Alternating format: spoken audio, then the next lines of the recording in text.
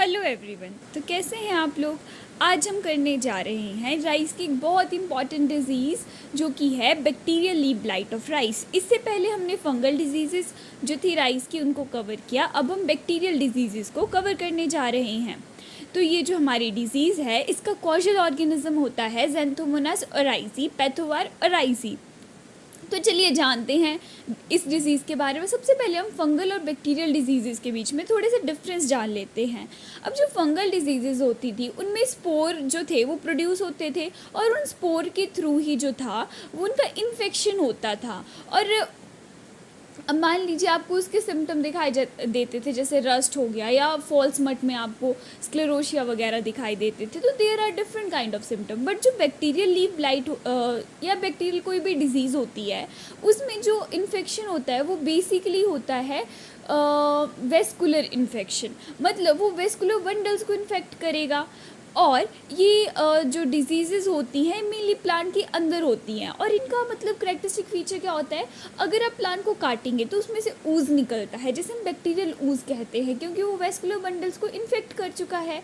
तो ये कुछ डिफरेंस थे जो कि डिजीज़ के बीच में होते हैं।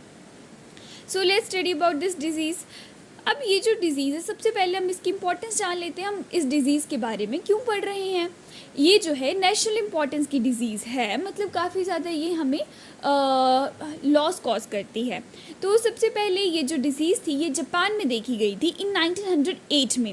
और इंडिया की अगर मैं बात करूँ तो इंडिया में ये सबसे पहले रिपोर्ट करी गई थी बॉम्बे में। और बॉम्बे में क्यों रिपोर्ट करी थी, क्योंकि वहाँ पे हमने हाई यील्डिंग और लेट मैच्योरिंग वैरायटी को इंट्रोड्यूस किया था जो कि थी टाइचुंग नेटिव 1 ताइवान से। अब इस वैरायटी को इंट्रोड्यूस करने के बाद ये डिसीज़ वहाँ काफ़ी फैल गई थी इंडिया में और उस एरिया में भी। ठीक है, तो इसलिए हमें इसको पढ़ना ज़रूरी है। अब इसकी सिम्टम्स पढ़ लेते हैं, सिम्टोमेटोलॉजी। तो अगर मैं सिम्टोमेटोलॉजी की बात करूं तो इसमें बेसिकली दो इंपॉर्टेंट स्टेजेस होती हैं। First one is leaf blight stage, second one is kresek, wilt और डिस्ट्रक्टिव फेज। अब जो लीफ ब्लाइट स्टेज है इस स्टेज में क्या होता है, जब हमारा जो प्लांट है वो बहुत अर्ली स्टेजेस में होगा तो इसमें हमें क्या होगा कि जो लीफ के टिप्स होंगे, मार्जिन्स होंगे, वहाँ वाटर सोक्ड थोड़े डल ग्रीन कलर के लीजन देखने को मिलेंगे छोटे छोटे। और बाद में जैसे डिजीज़ बढ़ती चली जाएगी तो ये जो लीजन्स हैं ये आपस में मिल जाएंगे और एक बहुत बड़ा सा लीजन बना लेंगे। तो मैं आपको इस डिज़ीज़ की इमेज साइड में शो कर दूँगी तो आपको क्लियर हो जाएगा उससे कि कैसा ये दिखता है। तो इसमें बेसिकली ये होता है कि साइड से येलो हो जाएगा, बीच में ग्रीन टिश्यू होगा। तो इस तरह से कुछ दिखाई देती है। अब जो लीफ ब्लाइट होती है वो अर्ली स्टेजेस में आती है और थोड़ी कम डिस्ट्रक्टिव होती है। ठीक है, दूसरी साइड आती है हमारी क्रिसिक, जिसे विल्ट या डिस्ट्रक्टिव फेज भी कहा जाता है। अब इसमें क्या होता है, मान लीजिए हमारी जो हमारा जो प्लांट है उसमें इन्फेक्शन बहुत ज़्यादा बढ़ चुका है।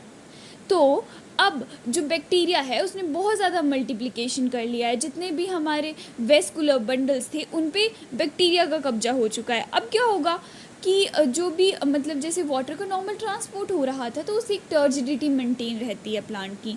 बट क्योंकि वहाँ तो अब बैक्टीरिया ने कब्जा कर लिया है तो अब वह टर्जिडिटी नहीं मेंटेन रहेगी। जो प्लांट है वो विल्टिंग, रोलिंग, विदरिंग इस तरह के सिम्टम जो है वो शो करेगा। I will show you the image कि वो किस तरह के सिम्टम्स होते हैं। तो ये बहुत डिस्ट्रक्टिव फेज़ मानी जाती है। अब इस डिज़ीज़ में क्या होता है, जैसे अगर वो चाहे क्रिसिक हो चाहे लीफ ब्लाइट हो, अगर प्लांट को कोई कट लगेगा तो उसमें से हमें वाइट मिल्की ऊज़ जो है वो वहाँ से देखने को मिल सकता है। तो उससे हमें पता लग जाएगा कि ये जो प्लांट है ये इन्फेक्टेड है बैक्टीरिया से। अब जो हमारा कॉजल ऑर्गेनिज्म था उसे ज़ैंथोमोनास ओराइसी या ज़ैंथोमोनास कैम्पेस्ट्रिस पैथोवार ओराइसी भी हम कहते हैं। अब इसके क्या करेक्टरिस्टिक फीचर्स हैं, ये एक तो रॉड शेप बैक्टीरिया होता है, ग्राम नेगेटिव होता है और इसमें सिंगल पोलोफ्लैजिला होता है। सो ये तो था, हमने सिम्टम्स पढ़ लिए, कॉजल ऑर्गेनिज्म पढ़ लिया। अब चलिए डिजीज़ साइकिल को देख लेते हैं, किस तरह की इसकी डिजीज़ साइकिल होती है। तो ये है हमारी डिज़ीज़ साइकिल। सबसे पहले हम प्राइमरी इनोकुलम से शुरू करेंगे कि हमारा प्राइमरी इनोकुलम हो क्या सकता है। ये सॉइल में पड़े जो डेब्रीज होते हैं जैसे मान लीजिए हमारी जो सॉइल है उसमें पहले से बैक्टीरिया प्रेजेंट है, मतलब लास्ट सीजन से बैक्टीरिया रह गया है, या जो हमारी क्रॉप के रेजिड्यूज़ हैं, डेब्रिज हैं, उनके अंदर बैक्टीरिया है, तो वो इसका सोर्स हो सकता है। दूसरा हो सकता है सीड में भी बैक्टीरिया प्रेजेंट हो सकता है। तो देखिए, अगर सॉइल या डेब्रीज में बैक्टीरिया होगा तो वो nursery bacteria will enter in plants और सीडलिंग। जब वो नर्सरी स्टेज में होंगे, बैक्टीरिया कैसे एंटर कर सकता है? बैक्टीरिया बेसिकली हाइड्रोथोड से, स्टोमेटा से, जो भी नेचुरल ओपनिंग होती है उनसे एंटर करना प्रेफर करता है। ठीक है, बैक्टीरिया एंटर करेगा, लीव ब्लाइट स्टेज आ जाएगी। ये तो एक सिंपल स्टेप हो गया। दूसरा ये हो सकता है कि बैक्टीरिया पहले से सीड में प्रेजेंट हो। अब बैक्टीरिया अगर सीड में प्रेजेंट है तो क्या होगा कि नर्सरी स्टेज में there will be development of bacteria. अब पहले से वो सीड में प्रेजेंट है, सीड जैसे जर्मिनेट करेगा तो एक प्लांट बनेगा। अब उस प्लांट में वेस्कुलर बंडल्स भी होंगे, तो उन वेस्कुलर बंडल्स में बैक्टीरिया अपने आप आ जाएगा, उसका मतलब उसमें इन्फेक्शन हो जाएगा। तो सीडलिंग स्टेज जैसे आएगी तो इनोकुलम हमारे पास बिल्डअप हो गया और लीव ब्लाइट स्टेज आ गई। ठीक है, दोनों का क्या रिजल्ट है कि लीव ब्लाइट स्टेज आ जा रही है। अब लीव ब्लाइट के बाद क्या होगा? अगर मान लीजिए हमारे पास फेवरेबल कंडीशंस हैं कि उसे जो भी कंजीनियल इन्वायरमेंट है वो मिल गया, एक पर्टिकुलर ह्यूमिडिटी की रिक्वायरमेंट थी, पर्टिकुलर टेम्परेचर चाहिए था, वो सब उसे मिल जाता है, तो वो अपने destructive phase that is kresek phase में चला जाएगा। और क्रिसिक फेज़ में आपको पता है कि बहुत ज़्यादा डैमेज कॉज होती है, विल्टिंग, रोलिंग, इस तरह के सिम्टम हमें देखने को मिलेंगे। और उसके बाद अगेन नेक्स्ट सीजन में बैक्टीरिया सीड या सॉइल में आ जाएगा। ठीक है, इन केस अगर उसे फेवरेबल कंडीशन नहीं मिलती तो यही साइकिल जो है वो कंटिन्यू करेगी। लीव ब्लाइट के बाद सिम्टम्स डेवलप होंगे, सिम्टम जहाँ डेवलप होंगे तो कहीं ना कहीं वहाँ पे जो पैथोजन है वो भी होगा, तो पैथोजन का सेकेंडरी स्प्रेड होगा। सेकेंडरी स्प्रेड इस केस में जो ऊज़ है उसके थ्रू होता है। ठीक है, तो सेकेंडरी स्प्रेड होगा, दोबारा लीव ब्लाइट, और ये साइकिल ऐसे चलती रहेगी। तो ये बेसिकली इसकी डिजीज़ साइकिल है। ठीक है, डिजीज़ साइकिल के बाद अब लास्ट जो आता है वो आता है कि हम इसकी मैनेजमेंट देख लेते हैं, किस तरह से हम इसको मैनेज कर सकते हैं। तो इसमें थोड़ा सा जो भी ऑल्टरनेटिव होस्ट प्लांट है, जैसे मान लीजिए हमारा राइस जो है, राइस क्रॉप पे एक सीज़न में बैक्टीरिया जो है वो सर्वाइव कर रहा है, उसको इन्फेक्ट कर रहा है, बट एक सीज़न उसे, जैसे रबी सीज़न है तो उसे ऑल्टरनेट होस्ट चाहिए होता है, तो हम अगर उसको डिस्ट्रॉय कर देंगे तो उससे वो बैक्टीरिया सर्वाइव नहीं कर पाएगा और वो ख़त्म हो जाएगा। दूसरा ये फील्ड सैनिटेशन, हमने इसमें पढ़ा कि जो प्राइमरी इनोकुलम था वो सॉइल और डेब्रीज में भी प्रेजेंट था, तो अगर हम फील्ड को अच्छे से सैनिटेशन कर देंगे, फील्ड की अच्छे से सफाई करेंगे, तो उससे जो बैक्टीरिया है वो नहीं रहेगा वहाँ पे। फिर इसके बाद हम एक और तरीका है, जैसे अगर हमें पता करना है कि जो हमारा सीड है उसमें बैक्टीरिया प्रेजेंट है या नहीं, तो उसके लिए एक मेथड यूज़ होता है जिसमें हम 5% कॉमन सॉल्ट का सोल्यूशन लेते हैं और उसमें हम सीड को सोक कर देंगे। अगर सीड जो है फ्लोट कर रहा है, अगर वो फ्लोट कर रहा है तो अंदर से ऑल वहाँ बैक्टीरिया का जो इन्फेक्शन है वो है, तो उस सीड को हम यूज़ नहीं करेंगे सोइंग के लिए। और अगर मान लो सीड जो है वो बॉटम के मतलब नीचे बैठ जा रहे हैं, जो भी हमारा सोल्यूशन है, तो मतलब वो हेल्दी सीड है, उनको हम सोइंग के लिए यूज़ कर सकते हैं। तो सीड का भी हो गया कि सीड से इन्फेक्शन फैल रहा था तो इस तरह से क्योर कर लेंगे, और जो सॉइल से फैल रहा था उसके लिए हम सैनिटेशन कर ले रहे हैं। इसके बाद अगर मान लीजिए कि इन्फेक्शन आ ही गया है तो हम क्या कर सकते हैं, हम ब्लीटॉक्स का जो है वो स्प्रे कर सकते हैं। इसके बेसिकली ब्लीटॉक्स एक अलग केमिकल है, बट इसके अंदर बैक्टीरियोसाइडल प्रॉपर्टीज़ भी होती हैं। और द मोस्ट कॉमन मेथड कि हम रेजिस्टेंट वैरायटीज़ का ही यूज़ कर लें जिससे कि जो डिज़ीज़ है वो आएगी ही नहीं, दैट इज़ IR579 इसकी जो है रेजिस्टेंट वैरायटी है। नाउ अब हम वायरल डिजीज़ पढ़ लेते हैं। वायरल एक ही डिज़ीज़ आती है राइस के अंदर, दैट इज़ राइस टुंग्रो वायरस। तो राइस टुंग्रो वायरस, तो सबसे पहले टुंग्रो का मतलब क्या होता है? टुंग्रो का मतलब होता है डीजनरेटेड ग्रोथ, मतलब जो ग्रोथ होगी वो कम होगी। अब इंडिया में ये रिपोर्ट करी गई थी वेस्ट बंगाल से इन 1967। ठीक है, तो क्या होता है इस डिज़ीज़ में, इसकी सिम्टोमेटोलॉजी देख लेते हैं। इसमें जो लीव्स होती हैं उनकी डिस्कलरेशन हो जाती है, मतलब कलर उनका जैसे नॉर्मल जो कलर है उससे कुछ अलग कलर हो जाएगा। अब कलर अलग हुआ है, मान लीजिए जो ग्रीन कलर है वो नहीं रहा है, तो उससे क्या होगा, रिड्यूस्ड ग्रीन इल्ड होगी, क्योंकि वो फोटोसिंथेसिस उस लेवल की नहीं हो पाएगी, फोटोसिंथेट्स नहीं बनेंगे, जिससे डायरेक्ट जो इफ़ेक्ट है वो हमारा पड़ेगा ग्रीन इल्ड पे। स्टंटिंग ऑफ इन्फेक्टेड प्लांट, अब ऑफ कोर्स जिसमें उसका इन्फेक्शन हो गया, वायरस का इन्फेक्शन हो गया, उसमें स्टंटिंग हो जाएगी, टेलरिंग रिड्यूस हो जाएगी, येलो ऑरेंज सी डिसकलरेशन देखने को मिलेगी। हमने देखा कि वो ग्रीन नहीं रहेंगे तो येलो ऑरेंज से कलर के हो जाएंगे कुछ वैरायटीज़ में, ठीक है। तो ऑफ कोर्स मतलब इसमें कलर जो लीव्स हैं उनके कलर पे इम्पेक्ट पड़ रहा है, और वो कलर इनडायरेक्टली ईल्ड और चीज़ों को इफ़ेक्ट कर रहा है। अब इसकी कॉजल ऑर्गेनिज्म को देख लेते हैं। कॉजल ऑर्गेनिज्म है इसका राइस टुंगरो स्फेरिकल वायरस और राइस टुंगरो बेसिलिफॉर्म वायरस, ठीक है। जो हमारा राइस टुंगरो स्फेरिकल वायरस होता है वो सिंगल स्ट्रैंडेड वायरस होता है, और बेसिलिफॉर्म जो है वो डबल स्ट्रैंडेड वायरस होता है। अब जो हमारा बेसिलिफॉर्म वायरस है वो इंडक्शन ऑफ सिम्टम्स करता है, मतलब सिम्टम को सबसे पहले वो ही इंड्यूस करेगा, ठीक है। अब एक बार सिम्टम जब इंड्यूस हो गए तो उसके बाद हमारा राइस टुंगरो स्फेरिकल वायरस जो है वो ट्रांसमिट करेगा, ठीक है।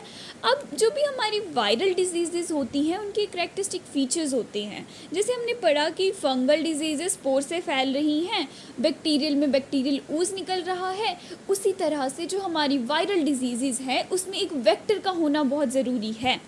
वेक्टर मतलब वो एक मेनली इसमें इंसेक्ट वेक्टर्स आते हैं, तो वो पहले एक प्लांट के ऊपर फीड करेंगे जो कि इन्फेक्टेड होगा, और उसके बाद वो हेल्दी प्लांट के पास जाएंगे जिससे वो उस हेल्दी प्लांट के अंदर भी इन्फेक्शन कॉज कर देंगे। तो इसमें राइस टुंगरो डिजीज़ जो हमारे पास होती है उसमें नेफोटेक्टिस वायरेंस जो कि लीफ हॉपर होता है वो इम्पॉर्टेंट वेक्टर के जैसे एक्ट करता है। तो हमने इसका कॉज जान लिया, बेसिकली वेक्टर इसको कॉज कर रहा है। अगर आपको किसी एरिया में बहुत ज़्यादा इस इंसेक्ट की पॉपुलेशन दिख रही है तो हम ये जान सकते हैं कि यहाँ डिजीज़ का जो है वो आउटब्रेक हो सकता है या आउटब्रेक हो चुका है, मतलब ये डिज़ीज़ फैल रही है जो वायरल डिज़ीज़ है। तो अब हम अगर इसकी मैनेजमेंट करेंगे तो वो किस तरह से करेंगे। सबसे पहले रेजिस्टेंट वैरायटीज़ एज़ यूजुअल कि आप इस वायरस की रेजिस्टेंट वैरायटीज़ यूज़ कर लो, डेट ऑफ प्लांटिंग एडजस्ट कर लो। एडजस्ट अगर डेट ऑफ प्लांटिंग करेंगे तो हो सकता है जब इस वायरस का पीक स्टेज हो उस टाइम पे वो इंसेक्ट ही ना हो, इसका वेक्टर ही प्रेजेंट ना हो, और वेक्टर अगर प्रेजेंट ना होगा तो ये डिजीज़ भी आगे नहीं फैल पाएगी। दूसरा, क्रॉप रोटेशन कर सकते हैं हम, क्रॉप रोटेशन करवा देंगे इसकी पर्ल्स या ऑयल सीड क्रॉप के ऊपर, तो ऑफकोर्स वायरस उनको इन्फेक्ट नहीं कर पाएगा, वीड होस्ट को डिस्ट्रॉय कर देंगे। और हम साइपरमेथ्रिन का यूज़ करेंगे एट द रेट 2 मिलीलीटर पर लीटर ऑफ वाटर। साइपरमेथ्रिन एक इंसेक्टिसाइड के जैसे यूज़ किया जा सकता है जिससे वो इंसेक्ट वहाँ नहीं रहेगा, तो अगर हम वेक्टर को रिमूव कर देंगे तो इनडायरेक्टली डिजीज़ भी रिमूव हो ही जाएगी। तो ये थी हमारी राइस टुंगरो डिज़ीज़। अब इसके बाद जो लास्ट डिज़ीज़ आती है हमारी राइस की, अब लास्ट डिजीज़ हमारी खैरा डिज़ीज़ है राइस की। खैरा डिज़ीज़ आई थिंक आपने नाम और कोर्सेज में भी पढ़ा होगा इसके बारे में, क्योंकि ये जो है एबायोटिक डिज़ीज़ है, कोई पैथोजन इसको कॉज नहीं कर रहा है, ये बेसिकली न्यूट्रिशनल डिज़ीज़ है। अब इसे हम एबायोटिक डिज़ीज़ इसलिए बोल रहे हैं क्योंकि इसमें कोई लिविंग ऑर्गेनिज्म नहीं इन्वॉल्व होता है। तो ये क्यों होती है, क्योंकि डेफिशिएंसी ऑफ जिंक जब हो जाती है तो उस वजह से डिज़ीज़ होती है। अब जिंक का क्या रोल है प्लांट के अंदर जिसकी वजह से कोई डिज़ीज़ हो जा रही है, that is catalyse enzymatic activities. जो भी प्लांट के अंदर एंजाइमेटिक एक्टिविटीज़ होती हैं उसको कैटेलाइज करता है जिंक। अब ऑक्सीडेशन रिडक्शन रिएक्शन भी जिंक करवाता है, तो इसके लिए खैरा डिज़ीज़ जो है वो हो जाती है अगर जिंक की डेफिशिएंसी होती है। इसके बाद आते हैं इसकी सिम्टोमेटोलॉजी के ऊपर। सिम्टोमेटोलॉजी में क्या होता है, इसमें रस्टी ब्राउन लीजन्स हमें मिलेंगे। रस्टी ब्राउन लीजन्स मतलब थोड़े रस्ट ब्राउन से कलर के हमें लीजन्स देखने को मिलेंगे लीव्स के ऊपर। अब ये कैल्केरियस सॉइल में बहुत ज़्यादा प्रेवलेंट होती है डिज़ीज़। खैरा डिज़ीज़ में हमें ब्राउन कलर की रूट्स देखने को मिलेंगी।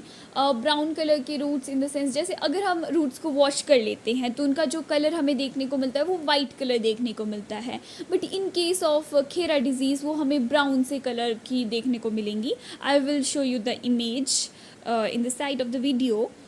इसके बाद disease start from the tip of the leaf. ये टिप ऑफ द लीफ से शुरू हो रही है और फिर नीचे की तरफ प्रोग्रेस करेगी। फिर इसके बाद इसमें जो ग्रेन हैं वो कम बनेंगे और लाइट इन वेट होंगे। अब ग्रेन क्यों कम होंगे वो हमने लास्ट डिजीज़ में पढ़ा। जब हमारी जो लीफ है उसके ऊपर पूरे वो ग्रीन कलर की नहीं होती तो फोटोसिंथेसिस नहीं हो पाती है। फोटोसिंथेसिस नहीं होगी तो फोटोसिंथेट्स नहीं बनेंगे और इस तरह से यील्ड पे इफ़ेक्ट पड़ जाता है हमारा। मैनेजमेंट में सिंपल है, आप ZnSO4 का अगर एप्लीकेशन कर देंगे तो सॉइल में जिंक डेफिशिएंसी नहीं रहेगी और इस तरह से डिज़ीज़ को हम क्योर कर सकते हैं। तो इसके साथ हमने राइस की ऑलमोस्ट सभी डिजीज़ को कवर कर लिया है। You can check the playlist. और इसके बाद जो हमारी नेक्स्ट क्रॉप रहेगी दैट विल बी मेज़, और हम मेज़ की डिजीज़ को कवर करेंगे और इस तरह से हर एक ट्राई करेंगे कवर करने का। तो thank you for watching this video and please like the video if and also subscribe the channel. Bye bye.